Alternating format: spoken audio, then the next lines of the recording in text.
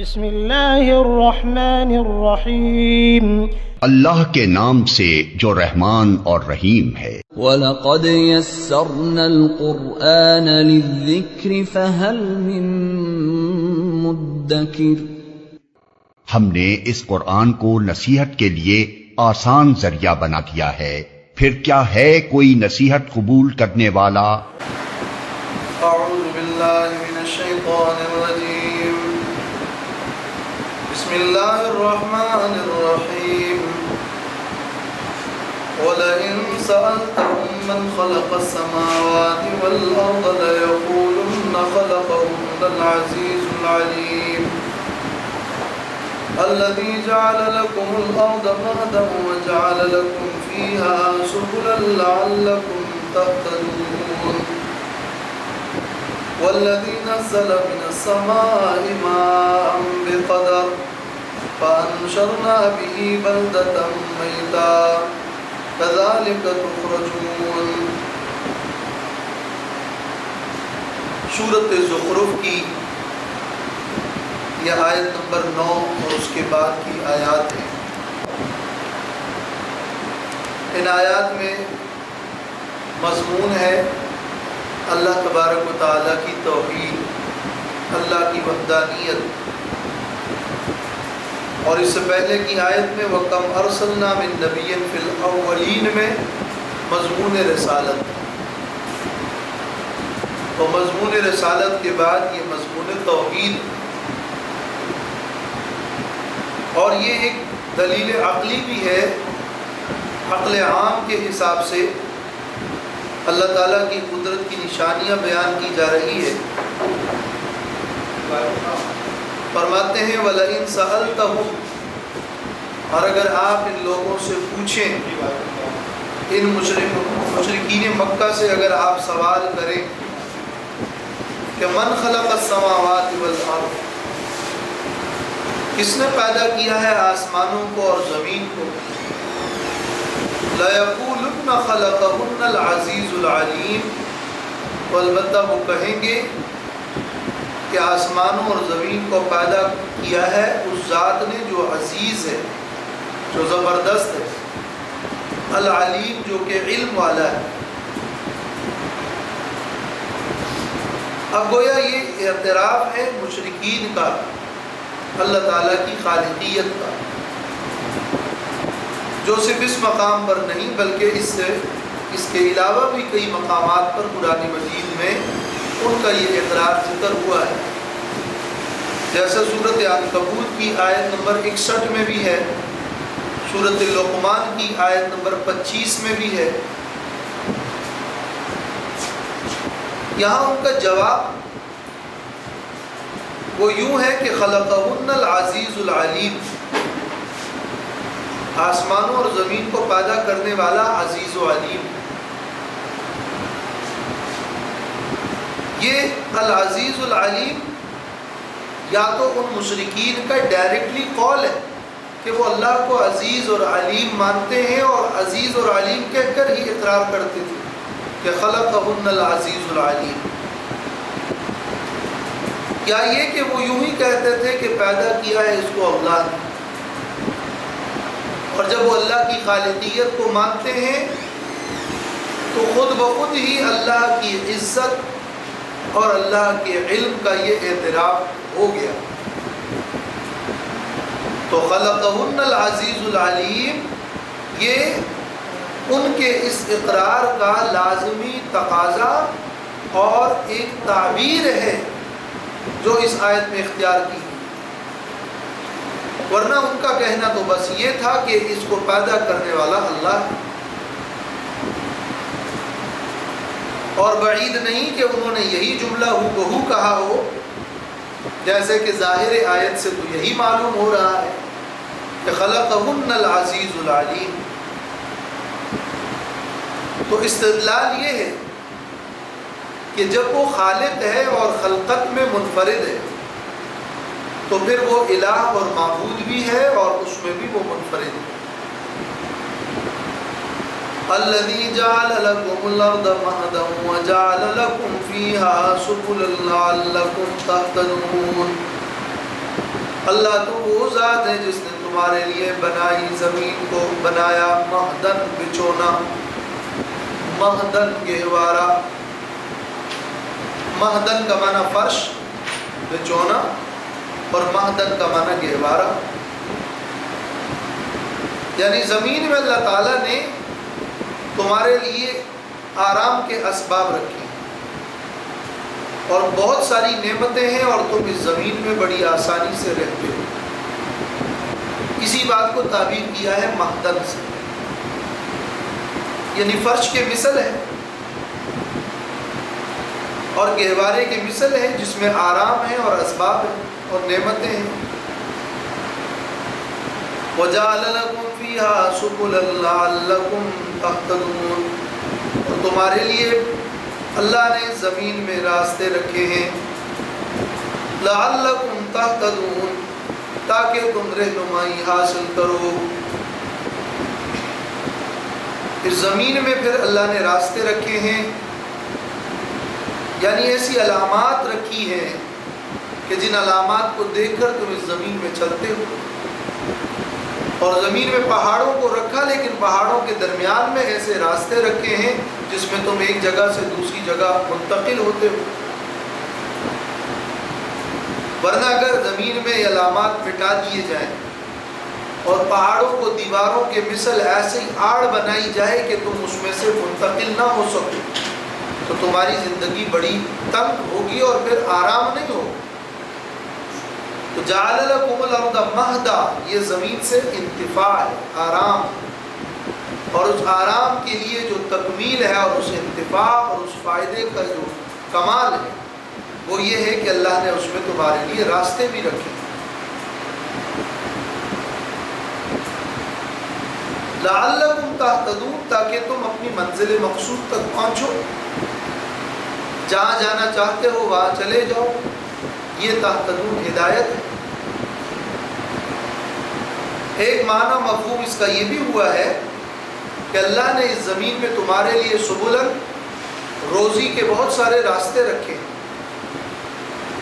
لعلکم تہتدون، تاکہ تمہاری رہنمائی ہو اور تم ہدایت پاؤ دین میں، دنیا میں، اور مختلف احوال میں تمہاری رہنمائی ہو اور تم مقصد تک پہنچو۔ یہ الذی جعل لکم الارض، مشرکین کا جو جواب تھا خلقہن العزیز العلیم، یہ اصل میں اس جواب کی مزید وضاحت ہے، یہ اس جواب میں شامل نہیں ہے۔ جواب تو یہ تھا کہ لیقولن خلقہن العزیز العلیم، تو جواب ختم ہو گیا،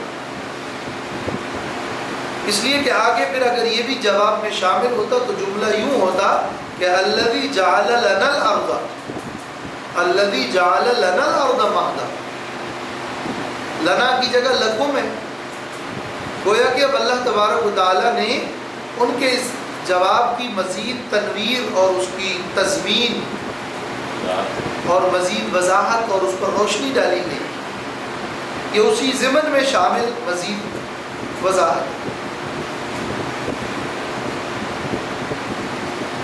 والذی نزل من السماء ماء بقدر، اور اللہ تو وہ ذات ہے جس نے آسمان سے پانی برسایا، بقدر، اندازے سے، بقدر سورۃ مومنون آیت نمبر 18 میں بھی گزرا ہے تفصیل سے۔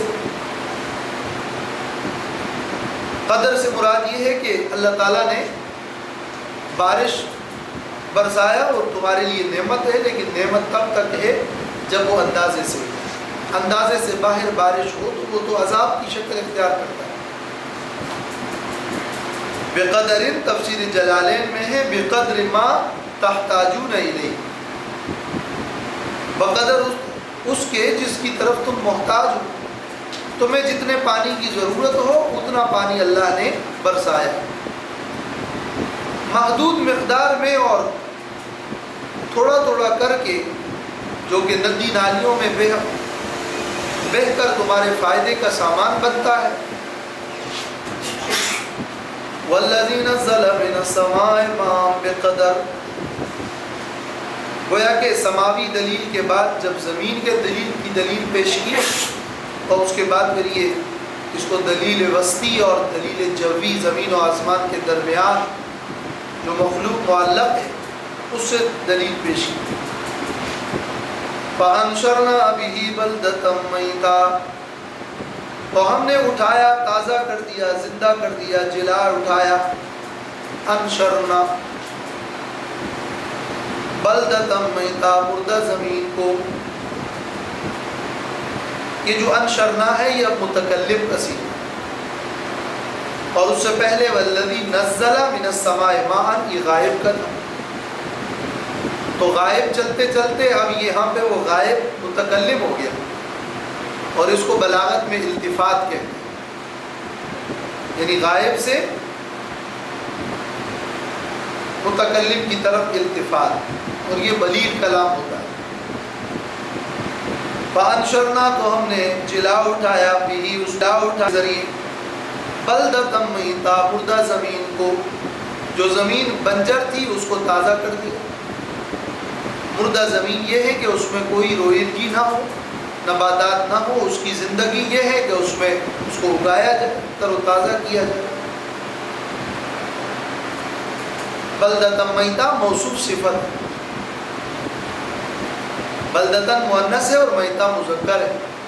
بلدتن میتتن ویسے ہونا یہ چاہیے تھا موصوف صفت کی مطابقت کے اعتبار سے، چونکہ یہ بلدتن مکانن کے معنی میں جگہ مراد ہے، جگہ، کوئی شہر کا لفظ مراد نہیں ہے. اس آیت میں مراد اصل میں زمین اور جگہ، مکان مراد ہے. بلدتن میتا یعنی مکانن میتا. کذالک تخرجون اسی طرح تم اٹھائے جاؤ گے زمین سے، جیسے زمین سے نباتات اگتے ہیں. تو دلیل تو توحید کی جاری تھی، لیکن وہ دلیل توحید ساتھ ساتھ میں آخرت کی بھی دلیل ہے. گویا کہ اس فصل کو اگاتے وقت اور کاٹتے وقت تمہیں آخرت بھی یاد رکھنی چاہیے. کذالک تخرجون والذی خلق الازواج کلها. اور یہ چوتھی دلیل ہے، اللہ وہ ذات ہے جس نے پیدا کیا ہے الازواج کلها، مختلف قسم کے اقسام. الازواج، ازواج زوج، زوج کہتے ہیں جوڑے. زوج دونوں جوڑے کو ملا کر بھی کہتے ہیں اور ان میں سے کسی ایک کو بھی کہتے ہیں، اور ان کے ملنے سے جو تیسری چیز بنتی ہے اس کو بھی کہتے ہیں، اور جس میں تذکیر و تانیث ہے اس کو بھی کہتے ہیں، اور جس میں صرف فقط جوڑا ہے اس کو بھی کہتے ہیں. مختلف اقسام کو، اصناف کو ازواج کہتے ہیں. تو اللہ تعالیٰ نے پیدا کیے ہیں الازواج تمام جوڑے، حیوانات کے تمام جوڑے، نباتات کے تمام جوڑے، اوصاف کے تمام جوڑے، مختلف اطراف کے تمام جوڑے، زمانوں کے تمام جوڑے اور مکان کے تمام جوڑے. بڑا عموم ہے اس لفظ کے اندر، یعنی الازواج جوڑے، زمین اور آسمان جوڑا ہے، یا میٹھا اور کڑوا جوڑا ہے، یا ماضی اور مستقبل ایک جوڑا ہے، سردی گرمی ایک جوڑا ہے. خلق الازواج فقر اور غنا ایک جوڑا ہے، رات دن ایک جوڑا ہے. اور جنت اور جہنم آخرت میں بھی جا کر پھر جنت جہنم وہ بھی ایک جوڑا ہے. اور دنیا میں بھی اعمال کرتے وقت جو خیر ہے اور شر. تو جوڑے الازواج کلہا، پھر اس میں کلہا کا لفظ لا کر یعنی مختلف اقسام، کلہا، اور ان اقسام کے پھر تمام اجناس اور انواع، ان سب کو پیدا کیا اللہ نے. اشارہ اس طرف ہے کہ ساری چیزیں ازواج ہے، زوج ہے، جوڑا ہے، جوڑا ہے، وہ ایک اللہ ہی ہے جو فرد، جو وحدہ لا شریک، جو واحد ہے، احد ہے اور فرد مطلق ہے. تو جو جفت ہے اس سے پھر یہ فرد اور طاق افضل ہوتا ہے. امام رازی نے یہاں تفسیر کبیر میں جفت اور طاق پر ایک مضمون لکھا ہے. تو بہت سارے فوائد لکھے کہ فرد جو ہے طاق جو ہے وہ جفت سے افضل ہوتا ہے. وَجَعَلَ لَكُم مِّنَ الْفُلْكِ وَالْأَنْعَامِ مَا تَرْكَبُونَ, اور بنایا ہے اللہ نے تمہارے لیے من الفلکی کشتیوں میں سے, والانعام اور چوپایوں میں سے, ما ترکبون جس پر تم سوار ہوتے ہو. یہ من الفلک والانعام ما ترکبون کا بیان. وجعل لکم ما ترکبون, تمہارے لیے بنائے ہیں وہ جن پر تم سواری کرتے ہو. وہ جن پر تم سواری کرتے ہو وہ پھر کیا ہے؟ من الفلک والانعام. اور تمہارا یہ سفر پھر دو طرح کا ہے. ایک من الفلک باہری سفر ہے تمہارا, ایک والانعام ہے جو تمہارا بری سفر ہے. اور انعام تو اس زمانے کے حساب سے, اور بعد میں پھر اس کی سواریاں تو اس کے انواع اور بہت زیادہ ہوتے ہیں. تو سارے ہی پھر اس میں داخل ہے ضمن. لِتَسْتَوُوا عَلَىٰ ظُهُورِهِ, تاکہ تم اس کی پیٹھ پر برابر ہو, جم کر بیٹھو. تستو برابر ہو, جم کر بیٹھو. عَلَىٰ ظُهُورِهِ اس کی پیٹھ پر. ہی ضمیر واحد ہے, اس لیے کہ یہ ہی کا مرجع جو ہے وہ ما ترکبون میں جو یہ لفظ ما ہے وہ ما موصولہ ہے, اور ما کی طرف ضمیر واحد راجع ہوتی ہے باعتبار لفظ. لِتَسْتَوُوا عَلَىٰ ظُهُورِهِ, تاکہ جم کر بیٹھو تم اس کی پیٹھ پر اطمینان کے ساتھ. اور یہ لام جو ہے یہ اصل میں غایہ ہے اور عاقبت ہے.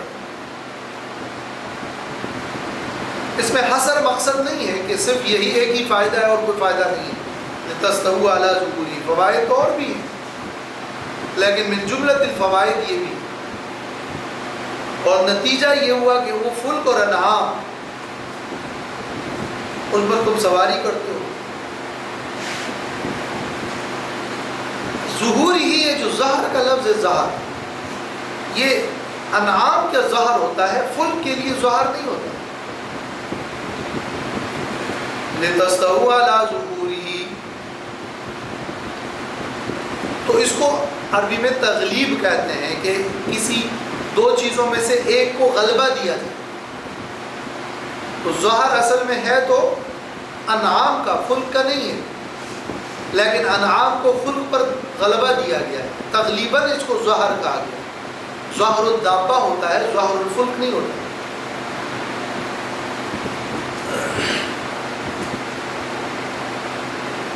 ثم تذکروا نعمت ربکم, تو جب تم اس پر سوار ہو, سواریوں پر, تو پھر یاد کرو تم اللہ کی نعمت, اپنے رب کی نعمت کو. اذا استویتم علیہ, جب تم اس پر برابر ہو جاؤ. اور رب کی یہ نعمت یاد کرو کہ اللہ تعالیٰ نے ہمیں یہ اتنا بڑا عظیم سبب اور اتنی بڑی سہولت عطا کی ہے کہ ہم سواری پر سوار ہو گئے. اس وقت تم رب کی نعمت کو دیکھ کر شکر گزار بندے بنو.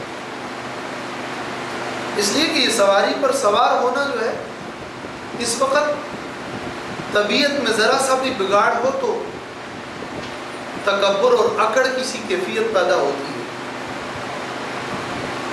اور وہ شخص جو گھوڑے پر سوار ہو کر کسی پیدل کے سامنے سے گزرتا ہے تو ایک قسم کے تفوق اور بلندی کا جو ایک احساس ہوتا ہے, وہ اللہ تعالیٰ کو بالکل بھی پسند ہے. اور خاص کر پھر آج کل کی بڑی بڑی سواریوں میں تو اور ہی زیادہ. تو اس وقت تم پھر اس کو اللہ کی ایک نعمت سمجھو کہ اللہ تعالیٰ نے ان چوپایوں کو ہمارے تابع کر دیا ہے. ورنہ اتنے طاقت والے چوپائے اور جانور کہ اگر وہ ذرا سی بھی سختی اور شوخی دکھا دیں اور اپنی کچھ طاقت سمجھ جائیں تو تم سے تو کنٹرول ہی نہ ہو پائے. شیر اور چیتے پر سوار ہو کر دیکھو. تو یہ ثم تذکروا نعمت ربکم, اور وہ کشتیاں کہ جو ایک سمندر کی پوری سینے پر موجوں کو پھاڑ کر جا رہی ہے, وہ اللہ کی کتنی بڑی نعمت ہے کہ اتنی طاقتور اور عظیم اور وسیع سمندر پہ تم ایک کشتی پر اور ایک جہاز پر سوار ہو کے تم جا رہے ہو، تو اللہ تعالیٰ کی نعمت یاد کرو، تاکہ یہ اکڑ اور تکبر نہ ہو اور ہلاکت سے بچ جاؤ۔ وَتَقُولُوا سُبْحَانَ الَّذِي سَخَّرَ لَنَا هَذَا، دل سے تو تم اس نعمت کو یاد کرو، مگر زبان سے بھی تم کچھ پڑھو اور یاد کرو اللہ کو۔ گویا کہ تذکرو تو دل سے ہوا، اور وَتَقُولُوا پھر وہ زبان سے دعا اور نعمت ہے۔ تو تم زبان سے یہ سوار ہونے کے بعد کی دعا ہے، سوار ہوتے وقت پہلے بسم اللہ، پھر حدیث میں ہے 3 بار اللہ اکبر اللہ اکبر اللہ اکبر، اس کے بعد تم یہ دعا پڑھو جب جم کر بیٹھو۔ وَتَقُولُوا سُبْحَانَ الَّذِي سَخَّرَ لَنَا هَذَا، پاک ہے وہ اللہ جس نے اس کو ہمارے لیے تابع کر دیا، ہماری خدمت میں لگایا۔ سخر لنا، تسخیر یہ ہے کہ اس کو ہمارے بس میں کر دیا، کیا ہم ان جانوروں پر سوار ہو کے سفر کر رہے ہیں اور ان سواریوں پر سوار ہو کر اس کو ہمارے قابو میں کر دیا، ہمیں کچھ اختیار دے دیا کہ ہم چلا سکیں۔ یہ تسخیر خدمت ہے، یہ وہ کلی تسخیر نہیں ہے کہ جو خلقت ہے یا پوری طرح کا اختیار کلی ہے، بلکہ یہ خدمت ہے، بس میں کر دیا ہمارے لیے۔ اور یہ ہاذا کا جو اشارہ ہے یہ اس تصویر اور اس صورت کا، اس منظر کو پیش کرنے کے لیے ہے کہ سخر لنا ہاذا، یہ منظر گویا بیٹھ کر رب کی نعمت تو یاد کی کہ اللہ کا شکر ہے، پھر اپنی بڑائی چھوڑ کر رب کی بڑائی بیان کر دی کہ سبحان اللہ سے، اور رب کی پاک۔ وما كنا له مقرنين، اور نہیں تھے ہم اس کے لیے قابو کرنے والے، قابو میں لانے والے۔ اللہ کی عظمت اور انسان کا عجز دونوں اس ایک جملے میں ملا دیا۔ سبحان الذی سخر لنا، یہ عظمت الہی ہے، وما كنا له مقرنين، یہ عجز انسانی ہے۔ مقرنین کا مطلب ہے مطیقین، ہماری طاقت نہیں تھی، ہمارے بس میں نہیں تھا۔ وہ سارے کلمات وہ ہیں کہ جس میں رب کی عظمت اور اپنا عجز، نعمتوں کو دیکھ کر بار بار شکریہ بجا لانا، یہ اللہ تعالیٰ سے ملاتا ہے اور اللہ سے تعلق بناتا ہے۔ وَإِنَّا إِلَىٰ رَبِّنَا لَمُنْقَلِبُونَ، اور بے شک ہم اپنے رب کی طرف البتہ لوٹنے والے ہیں۔ وَإِنَّا إِلَىٰ رَبِّنَا لَمُنْقَلِبُونَ، یہ یاد موت کا اس مقام میں ذکر ہے کہ جیسے اب سواری پہ سوار ہو کے ہم سفر کر رہے ہیں، ایک دن ہم کسی کے کندھوں میں سفر کر رہے ہوں اور جا رہے ہوں، تو ایک تو ہمارا یہ سفر ہے جو ہم یہاں ایک جگہ سے دوسری جگہ منتقل ہو رہے ہیں، لیکن ایک ہمارا بڑا سفر بھی ہے، وہ بھی یاد ہونا چاہیے۔ اس سفر کو، اس بڑے سفر کی یاد بنا دیں۔ ہر چیز کا تعلق اللہ سے، ہر نعمت کا تعلق اللہ سے، اور ہر لمحے فکر آخرت، یہ ہے مومن کی شان۔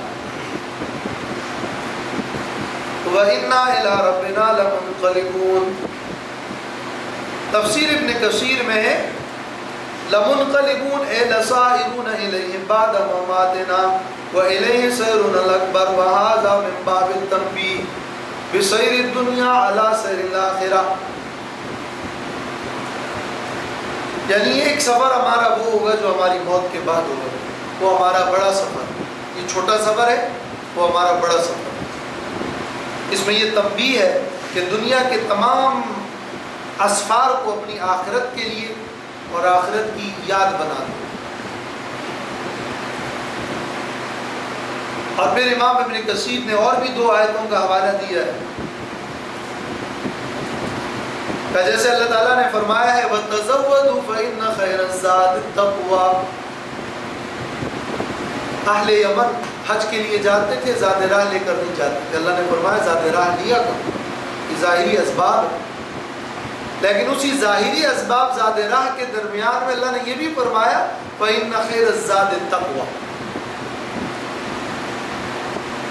اصل زاد راہ تو تقویٰ ہے اور سوال سے بچنا ہے اور عافیت ہے. اسی طرح لباس کے باب میں اللہ تعالیٰ نے فرمایا کہ اللہ نے تمہارے لیے لباس اتارا ہے جو تمہارے لیے ساتر بھی ہے وریشہ، اور تمہارے لیے سبب زینت بھی ہے. تو پھر فرمایا وَلِبَاسُ التَّقْوَىٰ ذَلِكَ خَيْرٌ، تقویٰ کا لباس بہتر ہے. جب نعمتوں کا ذکر ہوتا ہے تو ساتھ ساتھ میں اس کا رخ یکدم سے آخرت کی طرف، تقویٰ کی طرف، اس کی طرف پھیرا جاتا ہے. وَإِنَّا إِلَىٰ رَبِّنَا لَمُنْقَلِبُونَ، یہ نعمت کے رخ کو آخرت کی طرف پھیر. اور چاہے مقام شکر ہو یا مقام صبر ہو، دونوں میں یہی جملہ ہے.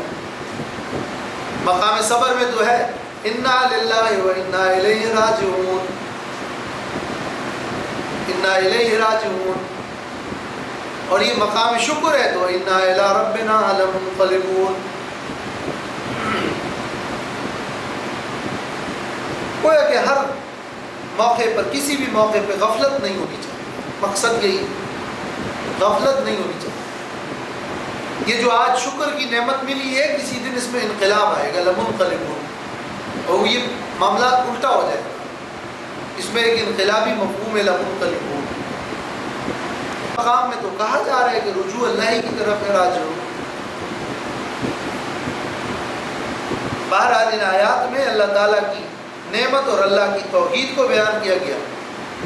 اس کے باوجود بھی کچھ لوگ ہیں جو شرک کرتے ہیں، تو اگلی آیات میں پھر اس شرک کا ذکر ہے کہ جعلوا لہ من عبادہ جزءا.